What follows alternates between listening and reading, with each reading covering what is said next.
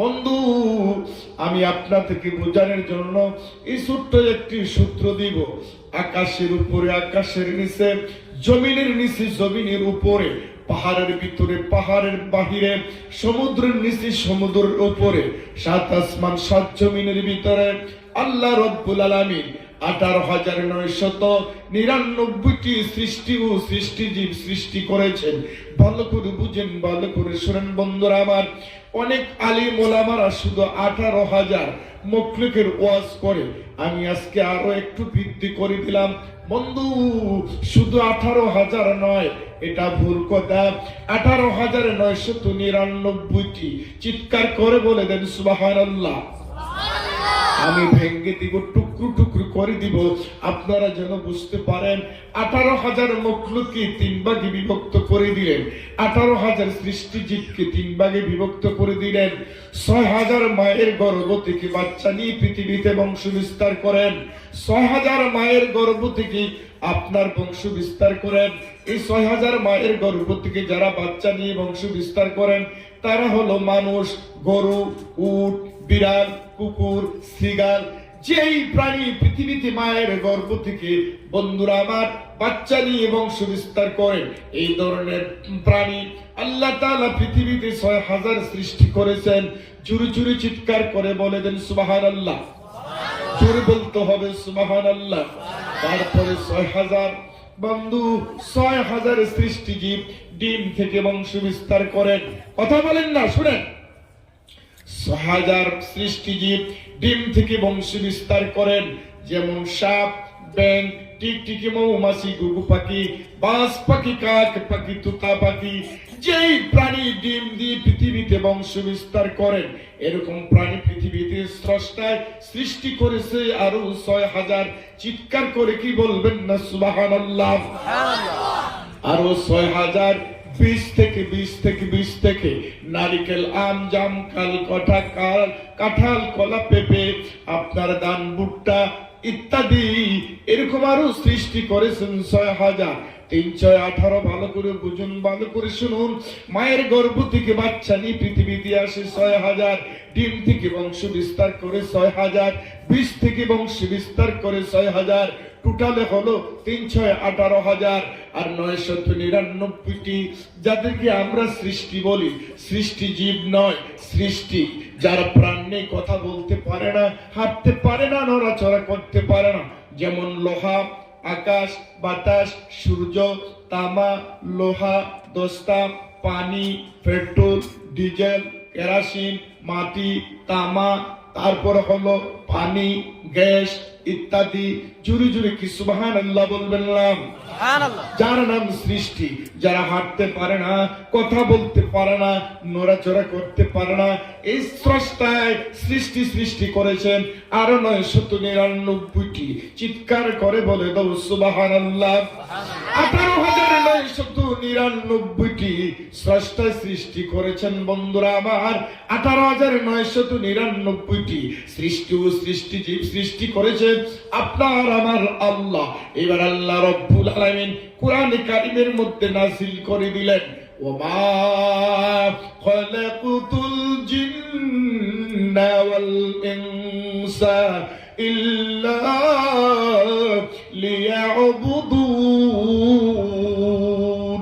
জিন আর মানুষ জাতিকে আল্লাহ তাআলা সৃষ্টি করেছেন আল্লাহর গোলামি করার জন্য, আল্লাহর উপাসনা করার জন্য, আল্লাহর তপস্যা করার জন্য, আল্লাহর জিকির করার জন্য, আল্লাহর কোরআন পড়ার জন্য, মাওলার তপস্যা করার জন্য, আল্লাহর সাজদা দেওয়ার জন্য।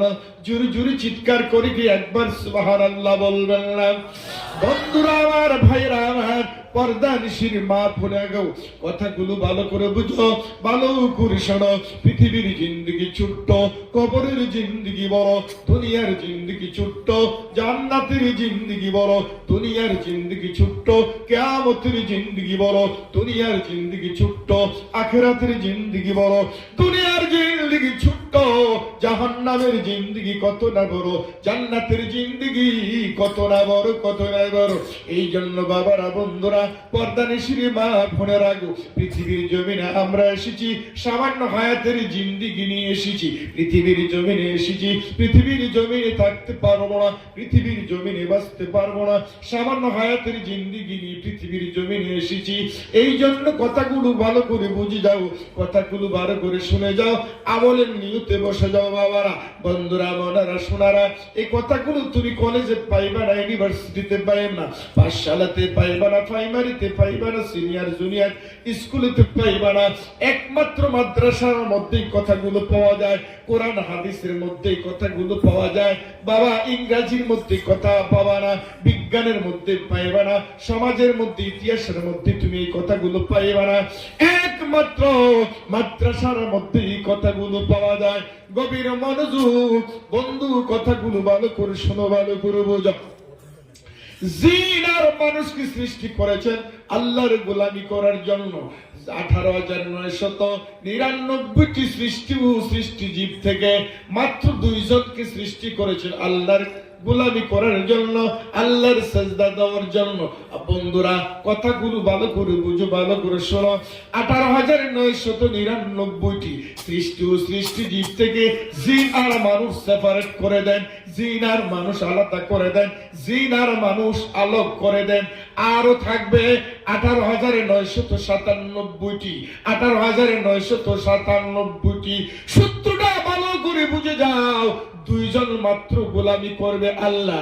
18,997টি সৃষ্টি ও সৃষ্টিজীব গোলামি করবে আপনার আমার মানব জাতির। মানুষের গোলামি করবে, জানের গোলামি করবে, সাপ মানুষের গোলামি করবে, কুকুর মানুষের গোলামি করবে, বিড়াল মানুষের গোলামি করবে, চাঁদ মানুষের গোলামি করবে, সূর্য মানুষের গোলামি করবে, আকাশ মানুষের গোলামি করবে, বাতাস মানুষের গোলামি করবে, মুরগি মানুষের গোলামি করবে, পানি মানুষের গোলামি করবে, মাছ মানুষের গোলামি করবে।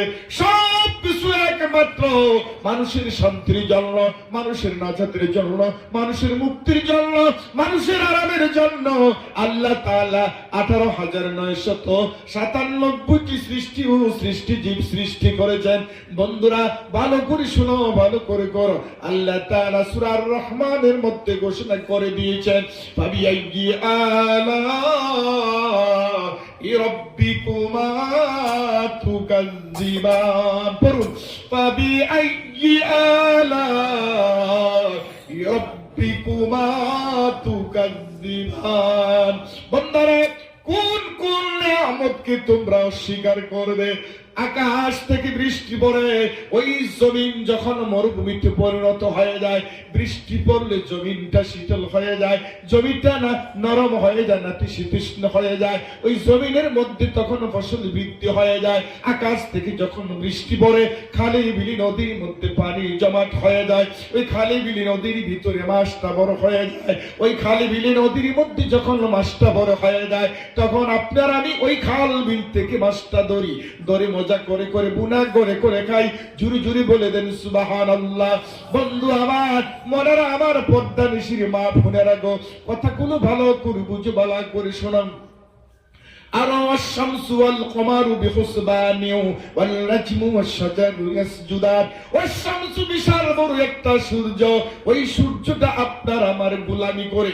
সূর্য যদি আলো না দিত, পৃথিবীর মধ্যে একটা প্রাণী বাঁচতে পারত না, একটা পিপিলিকাও বাঁচতে পারত না, একটা চামচিকা দুই পোকাওয়ালা আপনার ওই পোকা তেলা পোকা আপনার পৃথিবীতে বাঁচতে পারত না। জঙ্গলের বাঘ ভাল্লুক সিংহ হাতি বানর গুলো বাঁচতে পারত না, চামচিকা গুলো বাঁচতে পারত না, হরিণ গুলো বাঁচতে পারত না, ওই পৃথিবীর মানুষ তুমিও বাঁচতে পারত না, গাভী গুলো ঘোড়া গুলো আপনার জঙ্গলের হরিণ গুলো একটিও বাঁচতে পারত না, যদি সূর্য পৃথিবীর মধ্যে আলো না দিত, তাপ না দিত। গভীর মনোযোগ বন্ধুরে, আমি আপনি কতটুকু চিন্তা করি, টেনশন করি, আমরা চিন্তা করি না, ভাবনা করি না। আল্লাহ তাআলা কত নিয়ামত আপনাকে আমাকে দিয়েছেন। বন্ধু, ভালো করে বুঝো, ভালো করে শোনো। এই যে জমিনের জমিনের মধ্যে বসে গেলাম। আল্লাহ কোরআনের মধ্যে বলে দিলেন, আলাম নাজআলিল আরদা মিহাদা, জমিটা সমতল করে দিয়েছি, বিছানার মতন করে দিয়েছি। একটু অংশ যদি সমতল না থাকতো, পৃথিবীর মানুষ রাস্তা তৈরি করতে পারতো না। যদি রাস্তা না হইতো, আপনি বদরপুর থেকে করিমগঞ্জ যেতে পারতেন না, করিমগঞ্জ থেকে আগরতলা শহরে যেতে পারতেন না, শিলচর থেকে আপনি গুয়াহাটি শহরে যেতে পারতেন না। আলাম নাজআলিল আরদা মিহাদা, আল্লাহ তাআলা এই জন্য জমিটা সমতল করে বিছানার মতন করে তৈরি করে দিয়েছেন। জুরি জুরি কি একবার সুবহানাল্লাহ বলবেন না? বন্ধু, ওই জমিটা আপনার আমার গোলামি করে। ওয়াল জিবালা আওতাদা ওয়া খলাকনাকুম আজওয়াজা, ওয়াল জিবালা আওতাদা ওয়া খলাকনাকুম আজওয়াজা। বন্ধুরা, মনারা, শোনারা, কথাগুলো ভালো করে বুঝো, ভালো করে সুঝো। আমি বানাইয়া একটি কথা বলবো না, কোরআন থেকে দলিল দিয়ে দিয়ে কথাগুলো বলবো। ভালো করে বুঝে যাও, ভালো করে শোনা যাও। বন্ধুরে, পৃথিবীর মধ্যে একটা অংশ জমিনে পরিণত করে দিলেন বিছানার মতন, আরেকটা অংশ পাহাড়ে পরিণত করে দিয়ে দিলেন। আল্লাহ কোরআনে বলেছে, ওয়াল জিবালা আওতাদা, পাহাড় পরিণত করে কেন দিয়েছেন? পৃথিবীর মাঝে মধ্যে যদি পাহাড় না থাকতো, পৃথিবী অস্থির হয়ে যেত, পৃথিবীটা টলমল টলমল করত, পৃথিবীর মানুষ পৃথিবীতে শান্তিতে বসবাস করতে পারত না।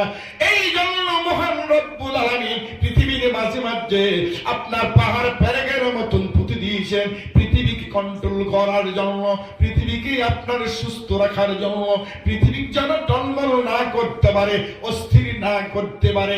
বাবারা, বন্ধুরা, মনেরা, কোরআনটা ভালো করে বুঝে দাও, কোরআনটা ভালো করে শুনে দাও, গভীর মনোযোগ। পাহাড়টা আপনার আমার নেয়ামত, পাহাড় আপনারা আমার গোলামি করে, এই জমিটা আপনার আমার গোলামি করে। আল্লাহ তাআলা কোরআনে ঘোষণা করে দিলেন, আমি নিয়ামতের কথা বলছি বাবারা। এত নিয়ামত আল্লাহ তাআলা আপনাকে আমাকে দিয়েছে, গুনে গুনে আপনি শেষ করতে পারবেন না।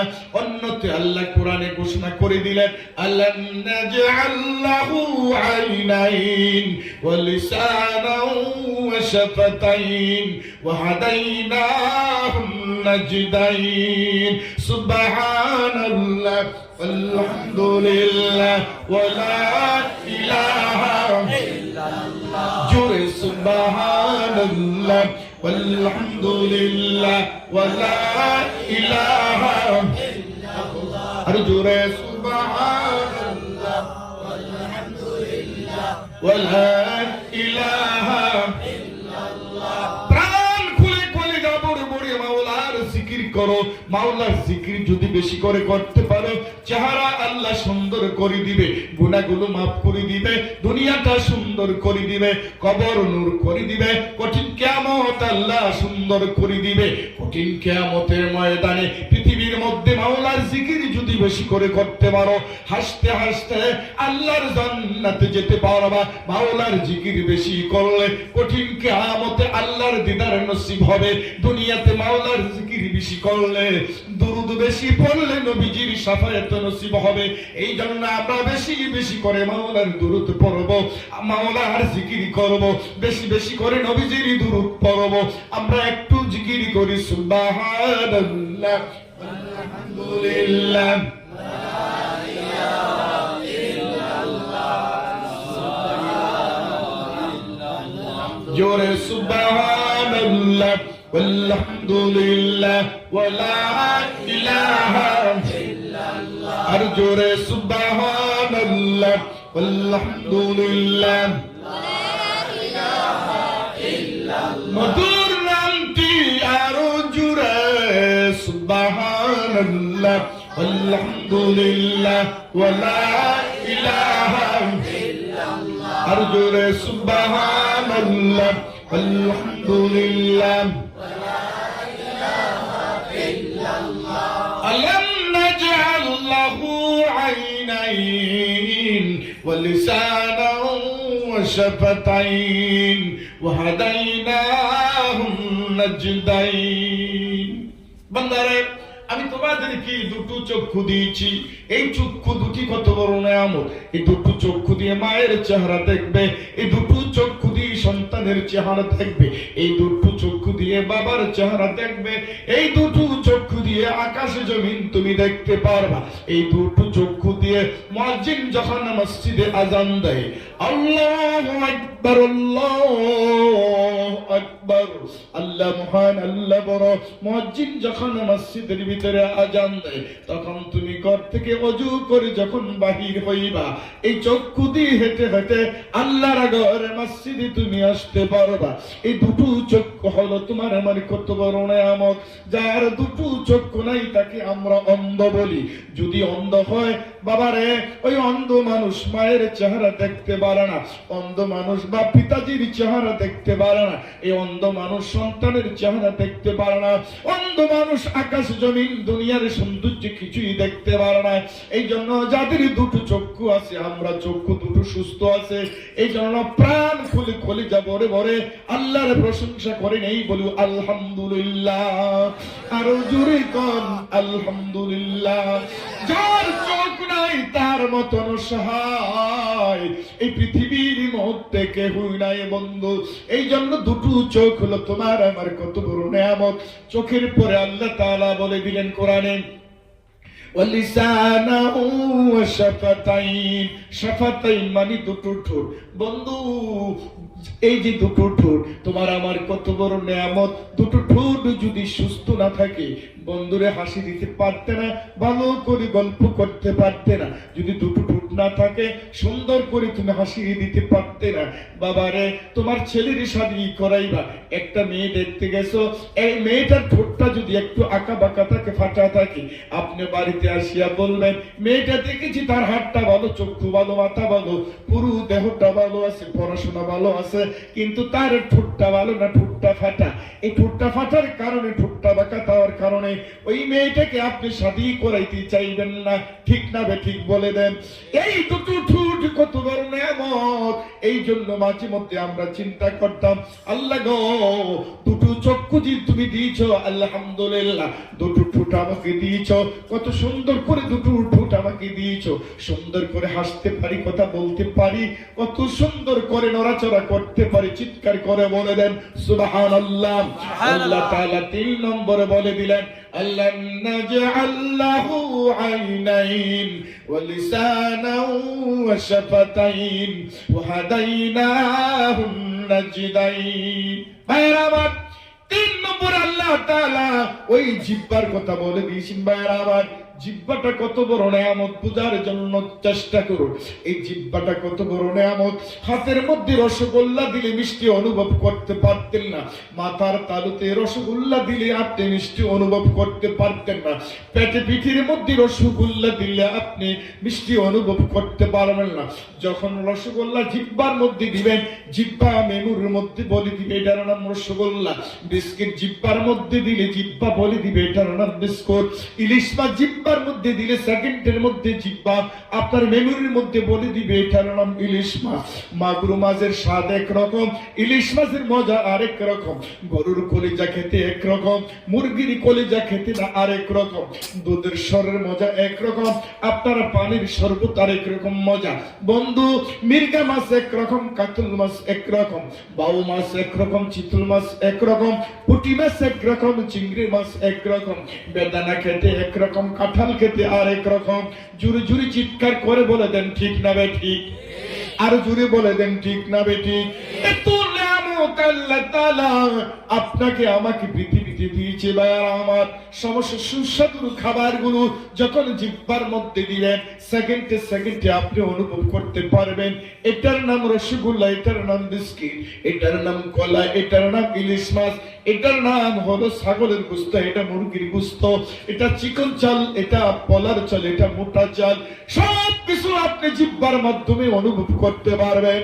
বন্ধুরা এই জন্য আল্লাহর নিয়ামত গুনি গুনি আপনি শেষ করতে পারবেন না। জুরি জুরি চিৎকার করে বলে দেন সুবহানাল্লাহ। আরো জুরি কও সুবহানাল্লাহ। তাই শেষ নয় বন্ধু, আপনার আমার বাড়িতে যে কুকুর থাকে, কুকুর নিয়ে কি কোনোদিন আপনি টেনশন করছেন, চিন্তা করছেন? বন্ধুরা মনারা ও পর্দানিশির মা বোনেরা, কথাগুলো ভালো করে বুঝো, ভালো করে শোনো, চিন্তা করার জন্য একটু চেষ্টা করো। ছোট্ট কুকুরটা যখন লালিত পালিত করে আমরা বড় করি, এই কুকুর কোনোদিন মানুষের সাথে বেঈমানি করে না, কুকুর কোনোদিন আপনার সাথে নাফরমানি করবে না। আপনি যখন 12:30 ওই শহর থেকে বাড়িতে আসবেন, কুকুর ওয়েলকাম দিবে, আপনাকে স্লোগান দিবে, আপনাকে মেসেজ দিবে, আপনি ভালো আছেননি, আপনি ওয়েলকাম। কুকুর আপনাকে আপনার এরকম ভাবে মেসেজ দেয়। বন্ধু, কুকুর কোনোদিন আপনার সাথে বেঈমানি করবে না, ফরমানি করবে না। এই কুকুরটা হলো মানুষের জন্য কত বড় নেয়ামত। মানুষ মানুষের সাথে বেঈমানি করে, মানুষ মানুষের সাথে নাফরমানি করে।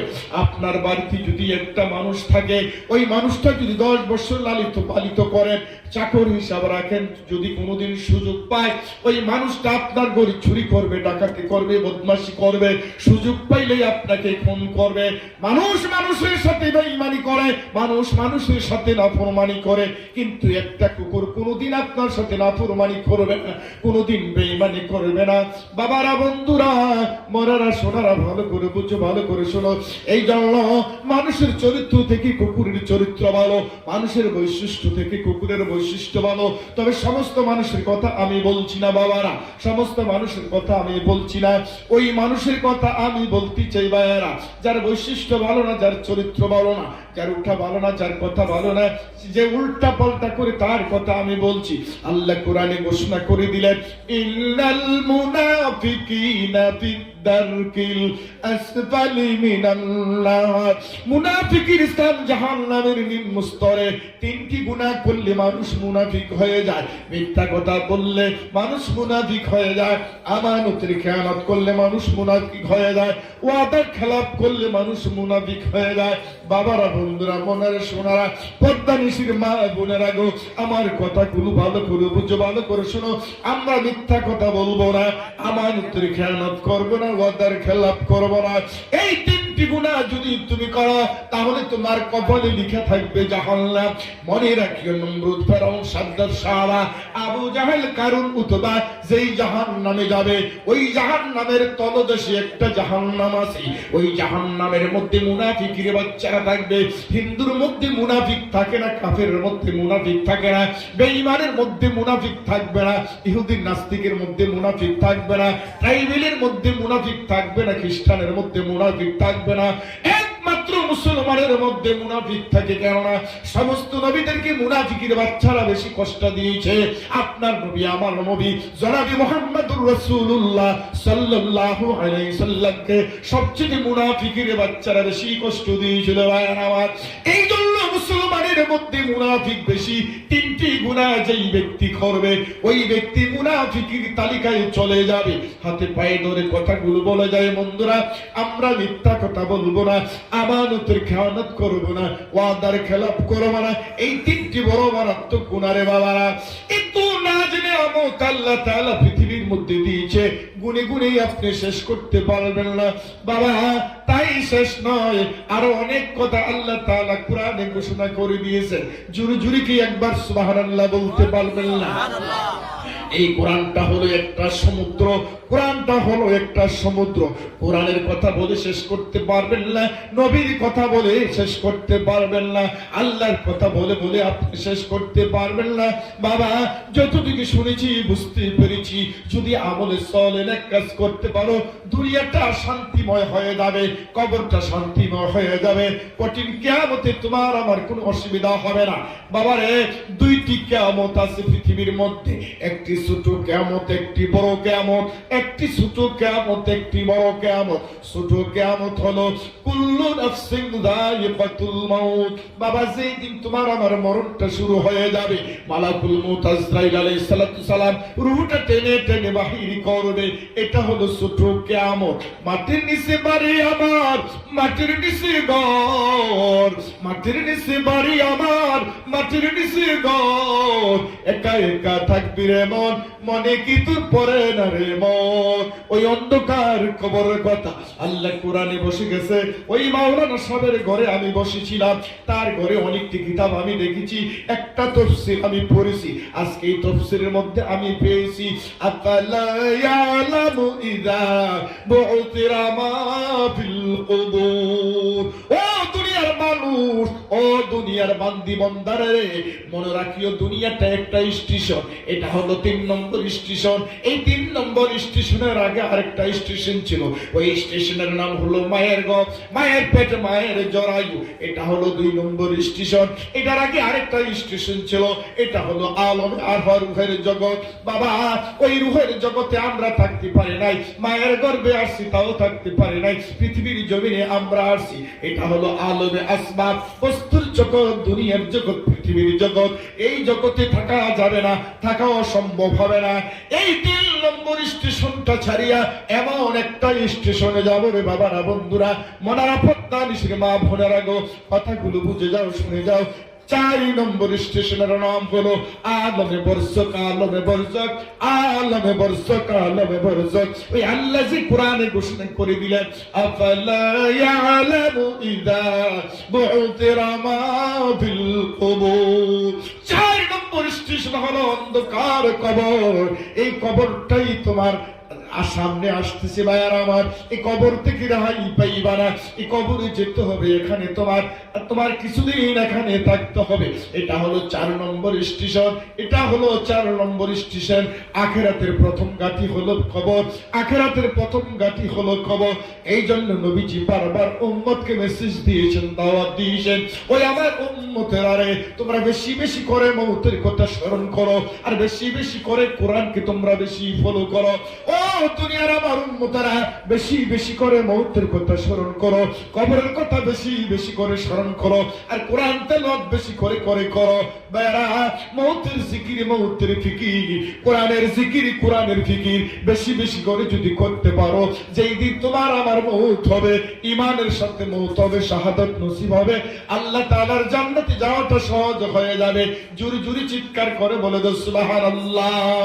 প্রাণ খুলি কলিজা ভরে একটু জিকির করো, সুবহানাল্লাহ আলহামদুলিল্লাহ ওয়ালা ইলাহা ইল্লাল্লাহ। জোরে সুবহানাল্লাহ আলহামদুলিল্লাহ ওয়ালা ইলাহা ইল্লাল্লাহ। আর জোরে সুবহানাল্লাহ আলহামদুলিল্লাহ ওয়ালা ইলাহা ইল্লাল্লাহ। আর জোরে সুবহানাল্লাহ আলহামদুলিল্লাহ ওয়ালা ইলাহা ইল্লাল্লাহ। গভীর মনোযোগ বন্ধু, 4 নম্বর স্টেশনকে বেশি বেশি করে ফলো করতে হবে।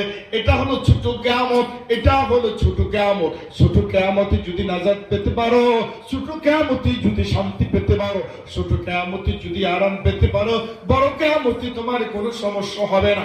বড় কিয়ামত হলো ইদা জুলজিলাতিল আরদু জিলজালাহা ওয়া আখরাজাতিল আরদু আসকালাহা ওয়া ক্বালাল ইনসানু মা লাহা। সুবহানাল্লাহ।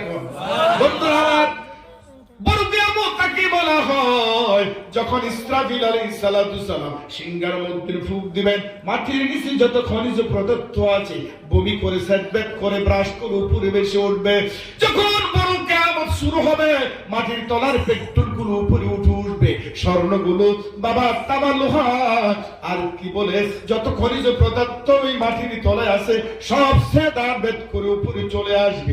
জমিটা বমি করে দিবে বাবারে, আকাশটা ফেটে যাবে, জমিটা ফেটে যাবে, সূর্যটা ভেঙে টুকরো টুকরো হয়ে যাবে, চাঁদটা ভেঙে টুকরো টুকরো হয়ে যাবে, আকাশটা ভেঙে টুকরো টুকরো হয়ে যাবে, তাম পৃথিবী দুনিয়াটা তুলোর মতন উড়ে যাবে, ভেঙে টুকরো টুকরো হয়ে যাবে, সমুদ্রের ভিতরে ধাউ ধাউ করে আগুন জ্বলবে।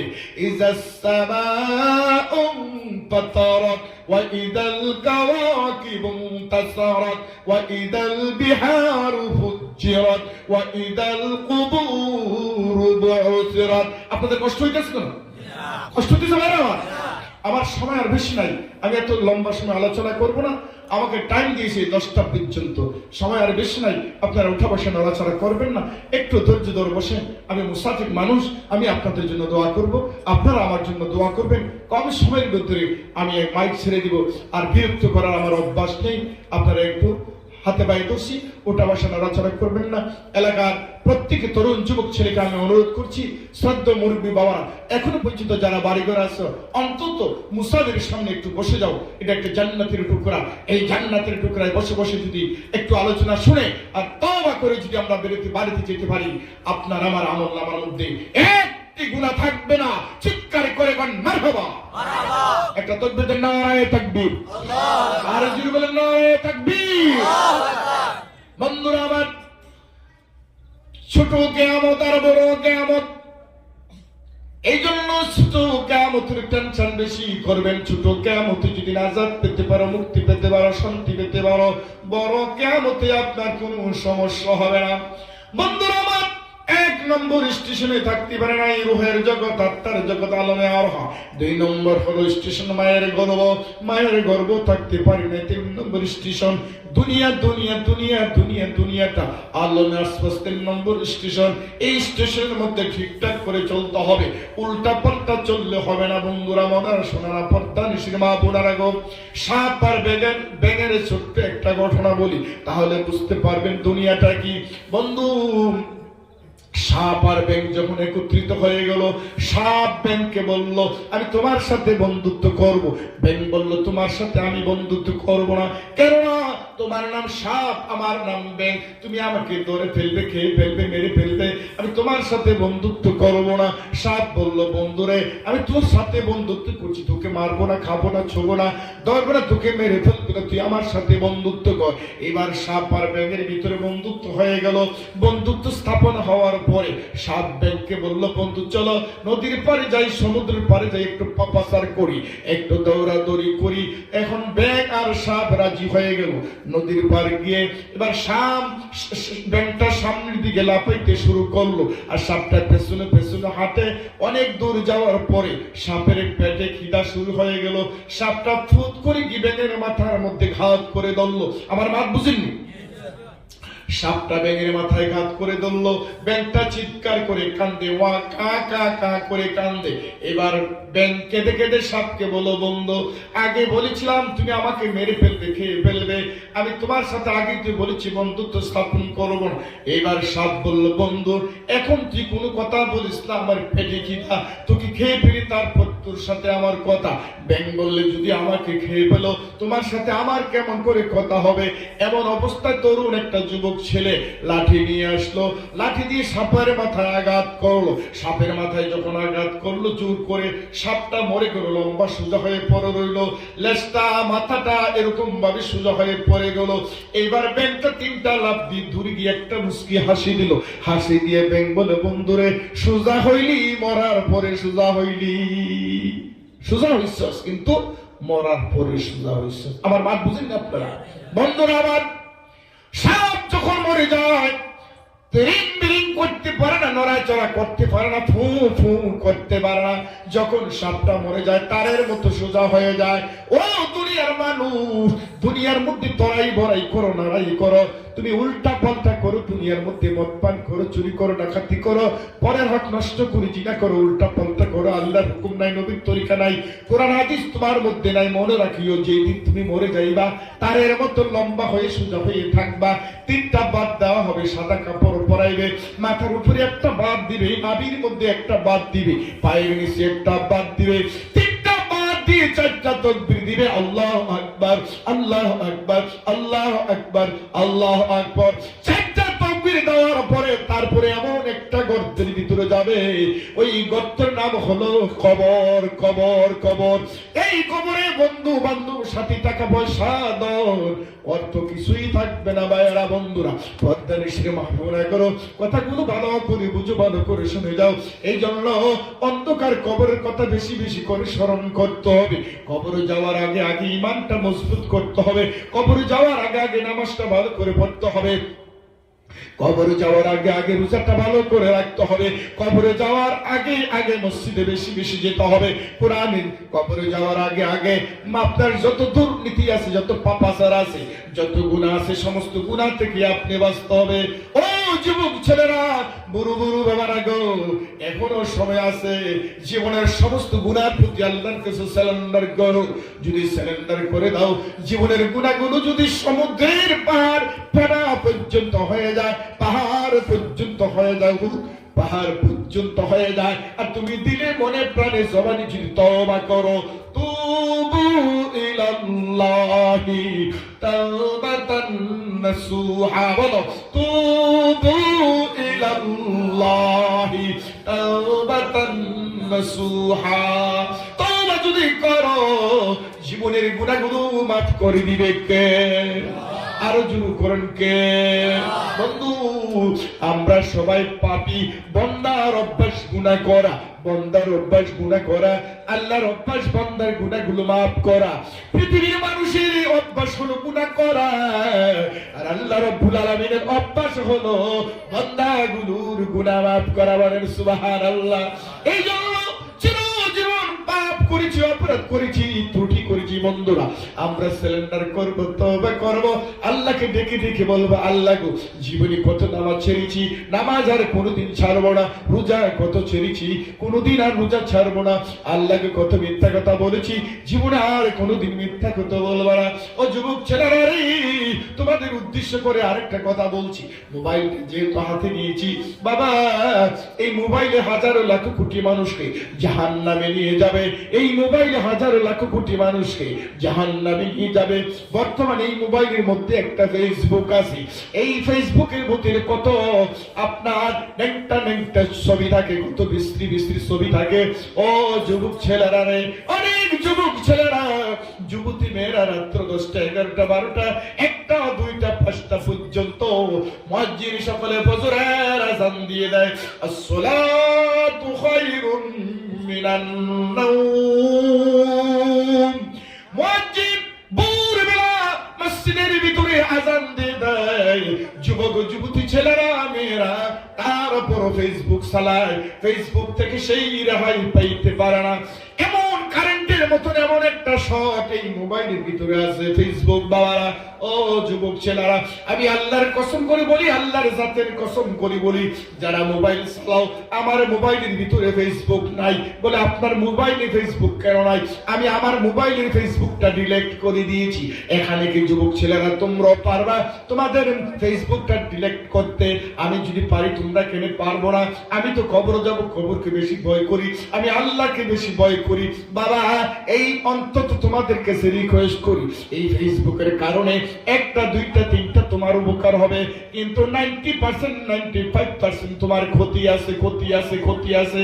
সারা বিশ্বের মধ্যে, ইউরোপ কান্ট্রির মধ্যে বর্তমান যেই পরিস্থিতি, যেই অবস্থা, বাবারে, মুসলমানের ঈমান থাকবে না, মুসলমানের ঈমান নষ্ট হয়ে যাবে। ও যুবক ছেলেরা, তুমি কোনোদিন আল্লাহর দিদারের আশা করতে পারবে না, নবীজির শাফায়াতের তুমি কোনোদিন আশা করতে পারবে না। হাতে ধরে পায়ে ধরে কথাগুলো বলে যায়, ওই ফেসবুকটা তুমি ডিলিট করে দিবে। ভালো ভালো ওয়াজ শুনবে, গান না তোমার কি বলে কেরাত গুলো শুনবে, ভালো ভালো ওয়াজ মাহফিলে শুনবে। চাবড়া চুবড়া একটা ছবিগুলো দেখবে না, অলঙ্গ ছবিগুলো দেখবে না। বাবা, কেননা পৃথিবীর জমিনে তো আমরা থাকতে পারবো না, যেহেতু আমরা কবরে চলে যাব। কবরে যাওয়ার আগে আগে পৃথিবীর মধ্যে খুলুকিন আযীম, তোমার আমার চরিত্রটা করতে হবে ফুলের মতন পবিত্র। তোমার আমার চরিত্র করতে হবে ফুলের মতন পবিত্র। বলেন, তোমার আমার চরিত্র করতে হবে পবিত্র। বলে, তোমার আমার চরিত্র করতে হবে পবিত্র। কথা বুঝতে পারছেন? আপনার আমার চরিত্রটা ফুলের মতন পবিত্র করতে হবে। ফুলের মতন যদি পবিত্র করতে পারো বাবা, তোমার দ্বারাই কোনো গুনাহ হবে না। যুবক ছেলেরা গান গায়, যুবতী মেয়েরা গান গায়, মায়ের মতন আপন কেহুই নয় রে, মায়ের মতন আপন কেহুই নয়। ও যুবক ছেলে, মায়ের সাথে তুমি গান গায়। গাইলা, কিন্তু মাকে তুমি ভালোবাসো না, মাকে তুমি খাবার দাও না, মাকে তুমি ওষুধ দাও না, মা বাবাকে বেদানা দাও না, ভালো সুস্বাদু খাবার দাও না, কিন্তু মায়ের সামনে তুমি গান গাও। মায়ের মতন আপন কেহুই নয় রে, মায়ের মতন আপন কেহুই নয়।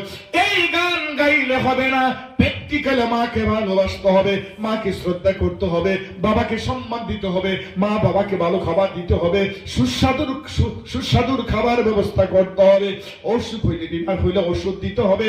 এই প্রচন্ড কনকনে শীতের মধ্যে খেতা বালিশ ল্যাপ তোষকের ব্যবস্থা সুব্যবস্থা করে দিতে হবে। ভাইয়ারা আমার, বন্ধুরা